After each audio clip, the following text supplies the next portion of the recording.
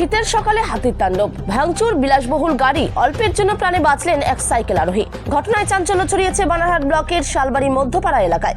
শনিবার সকাল নাগাদ ঘন কুয়াশায় ঢাকা ছিল গোটা উত্তরবঙ্গ। সেই সময় রাতভর লোকালয়ে খাবারের সন্ধানে ঘোরাফেরা করা একটি দাতাল হাতির দল ভোরের আলো ফুটতেই জঙ্গলে ফেরার পথে মধ্যপাড়া এলাকায় তাণ্ডব চালায়। হাতির আক্রমণে একটি বিলাসবহুল গাড়ির একাংশ ভেঙে যায়। এছাড়াও ওই দলছুট দাতাল হাতির সামনে পড়েন এক সাইকেল আরোহী। জানা যায়, সাইকেল আরোহীর নাম একরামুল হক, বয়স 50। তিনি শনিবার সকালে দুরামারির উদ্দেশ্যে রওনা দেওয়ার সময় আচমকাই হাতির সামনে পড়ে যান। হাতিটি তাকে শুঁড়ে তুলে পাশের একটি নদীতে ছুঁড়ে ফেলে দেয়। তবে নদীতে কাদা বেশি থাকায় বড় ধরনের আঘাত থেকে রক্ষা পান তিনি। খবর পেয়ে ঘটনাস্থলে পৌঁছায় বন দপ্তরের কর্মীরা। বিন্নাগুড়ি রেঞ্জের বড় কর্মীরা আহত সাইকেল আরোহীর খোঁজ খবর নিচ্ছেন বলে জানা গেছে। সাত সকালে এ ধরনের ঘটনায় রীতিমতো আতঙ্কিত এলাকাবাসী। স্থানীয়দের বক্তব্য, 6টা নাগাদ হাতির তাণ্ডবে গাড়ি ভাঙচুর ও মানুষের উপর হামলার ঘটনা কেউ কল্পনাও করতে পারেননি। কি হয়েছে ঘটনাটা? এই সকালবেলা 6টার দিকে হাতি আসছিল, হাতি এসে ভাঙচুর করছিল। কি কি ভাঙচুর হয়েছে? এই গাড়ি ভাঙছে, বারান্দা একটা ভাঙছে, বারান্দার নিচে ছিল গাড়িটা, বারান্দাটা সরাই দিয়ে গাড়িটাকে ভাঙছে। বিলাসবহুল গাড়ি দেখা যাচ্ছে। হুম, বিলাসবহুল গাড়ি। হুম।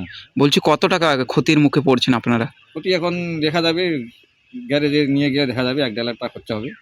গাড়িটাতে দেখতে পাচ্ছ কি হয়েছে। কখন আসে হাতি? এই সকাল 6টা। একদম সকালেই? হ্যাঁ, সকাল 6টা। একদম তো সকাল তো, যে 6টা নাগাদ। হ্যাঁ, 6টা না। এভাবেই প্রতিনিয়ত কি হাতি আসে? হ্যাঁ, প্রতিনিয়ত হাতি আসে। কতটা আতঙ্কিত থাকেন এভাবেই প্রতিনিয়ত? এইভাবে তো প্রায় আমাদের প্রতিদিন এরকম, প্রতিদিন ভোর 4টা, কোনদিন সারা রাত এইভাবে জাগতে হয় প্রতিদিন। শীতের সকাল, কুয়াশাচ্ছন্ন ছিল। হুম। শীত বা 8 মাস বা বর্ষা কোনো ঠিক নেই, আসতে থাকে। বনকর্মীদেরকে ফোন করা হয়েছে? আমাদেরকে ফোন করা হয়, জানা হয়, ওরা আসে, লোক আসে, অত গুরুত্ব দেয় না। কি করে গেল? এসে কি বলে গেল আপনাদের সঙ্গে? আজকে তো আসেনি এখনো অবধি। এখন অন্যদিন আসে ওই হাতি তাড়ার জন্য, হয় তাড়ায়, পিছিয়ে পিছিয়ে ঘুরে। এই দুর্ঘটনা একের পর এক ঘটে চলেছে, বনকর্মীদের কি ভূমিকা নীরব? কতটা তৎপর বনকর্মীরা? ওরা তো আসে, কোনো গ্রাহ্য নাই, আসে যখন ফোন করা হয় তখন আসে। শুধু দায়ী ছাড়া কি মনোভাব? কোন জঙ্গল থেকে আসছে হাতি? এটা খটিমারি ফরেস্ট। এখন কি চাচ্ছেন আপনারা? এখন বনকর্মী আসুক, দেখুক গাড়িটা কি করা যায়। ইন্স্যুরেন্স আছে, ইন্স্যুরেন্স ক্লেম করে গাড়িটা খরচা। কি মনে হচ্ছে ক্ষতিপূরণ দেবে কি বনকর্মীর, বন এখন দপ্তর? বলা যাবে, কি বলে ওরা। কি মনে হয় অতীতে কি এই রকমের ঘটনা ঘটেছে? সকালবেলা ফোন করা হয়েছিল, এই অবধি তো আসেনি। 10টা, সাড়ে 10টা বাজে গেল। অতীতে কি এই ধরনের ঘটনা ঘটছে? হ্যাঁ, প্রায়। কি ক্ষতিপূরণ? আমার ওদিকে ওই মানুষকে ফেলাই দিলে ওটা তো অল্পের জন্য বেঁচে গেল, নাহলে তো ওকে মারিয়ে ফেলতো আজকে। কোথায় ওটা? এটা এইখানে আমাদের বাড়ির পাশে।